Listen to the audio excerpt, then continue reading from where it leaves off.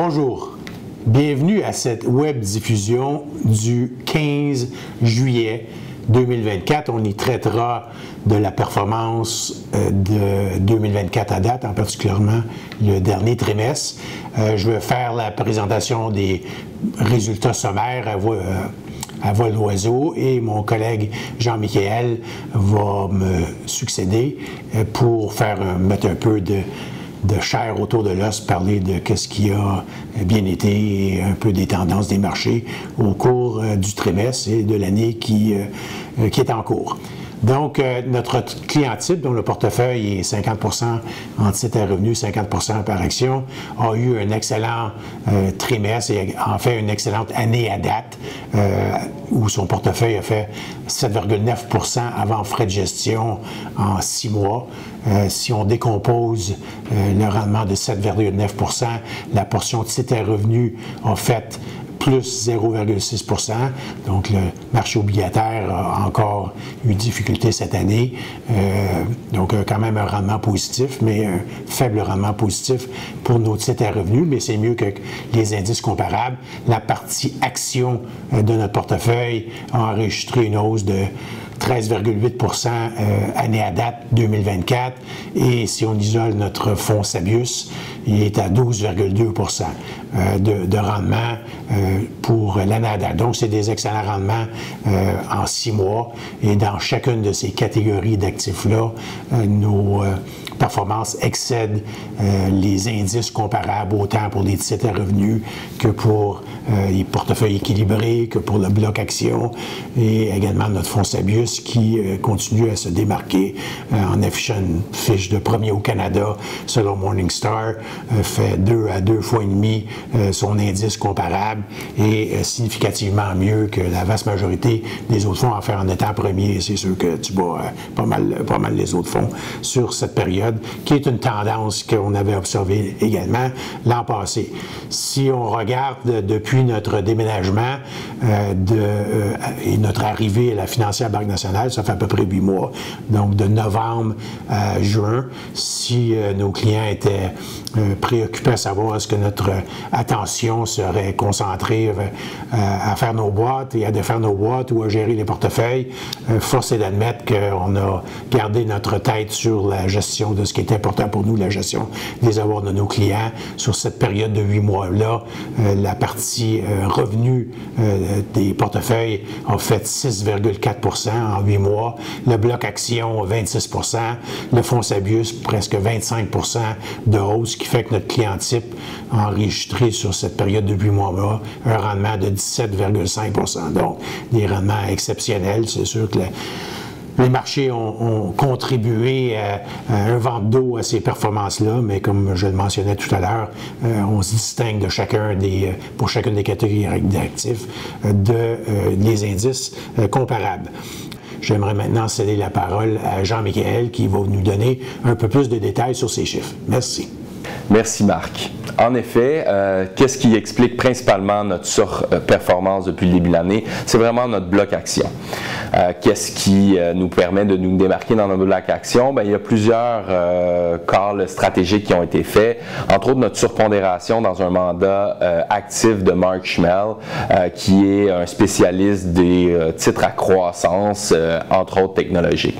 Depuis le début de l'année, Mark Schmel fait 36%, entre autres parce que sa première position en portefeuille est Nvidia qui représente près du tiers de la performance du S&P 500 depuis le début de l'année. Sinon, il y a d'autres calls tactiques qui ont été très bien pour vos portefeuilles. Entre autres, on a décidé d'ajouter des titres individuels à votre portefeuille le 15 avril dernier. Ces titres-là se portent très bien. En moyenne, ils font 8,8% de performance, ce qui se compare au MSCI Monde qui a fait une performance de 5,6% durant cette période-là. Il y a d'autres facteurs tactiques qui ont amélioré les performances de votre portefeuille, entre autres notre surpondération au Japon et au marché émergents qui ont toutes les deux mieux fait que les MSCI Monde. C'est particulièrement difficile depuis le début de l'année de battre son indice. De toute façon, dans une année normale, il y a seulement 40% des gestionnaires qui battent le S&P 500. Ben là, cette année, c'est encore plus difficile parce que c'est vraiment 10 titres aux États-Unis qui contribuent pour la majeure partie des performances.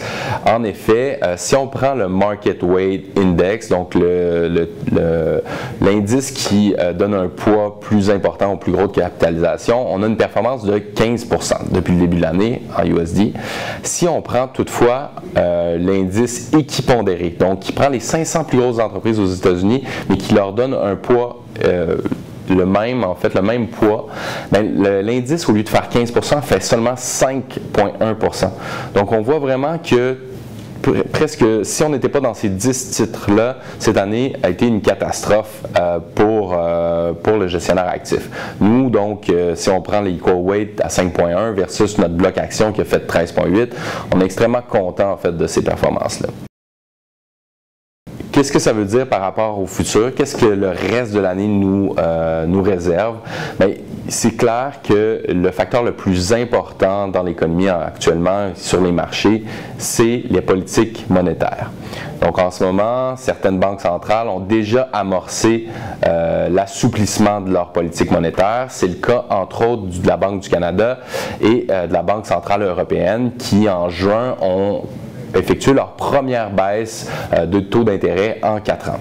Cela va apporter plein de nouvelles opportunités. Bon, déjà, on en a profité dans nos portefeuilles il y a quelques mois pour augmenter la durée. Donc, ça, c'est quelque chose qui va bien profiter d'un assouplissement de la politique monétaire. Il y a aussi, comme je vous disais, il y a vraiment une disparité entre quelques stocks qui ont très bien performé et le reste du marché. En fait, en réalité, si on regarde les grandes capitalisations en technologie aux États-Unis versus les petites capitalisations, donc le Russell 2000, on est à un taux de valorisation relative le plus attrayant depuis 25 ans. Est-ce que ça veut dire qu'il faut se lancer dans les petites capitalisations dès maintenant? Bien, il faut faire attention par rapport à notre timing. Parce qu'en effet, les petites capitalisations sont celles qui ont généralement des bilans de la santé financière les plus fragiles et donc qui sont les plus vulnérables aux taux d'intérêt qui sont trop élevés. Et en ce moment, ben, même si on est dans une trajectoire d'assouplissement monétaire, ben, les taux restent encore élevés. En général, les petites capitalisations commencent à surperformer le marché 6 à 12 mois après la première baisse de taux d'intérêt.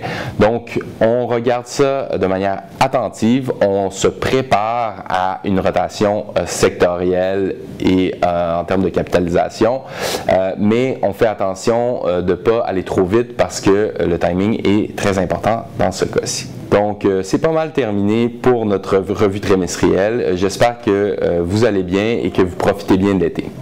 Merci, bonne journée.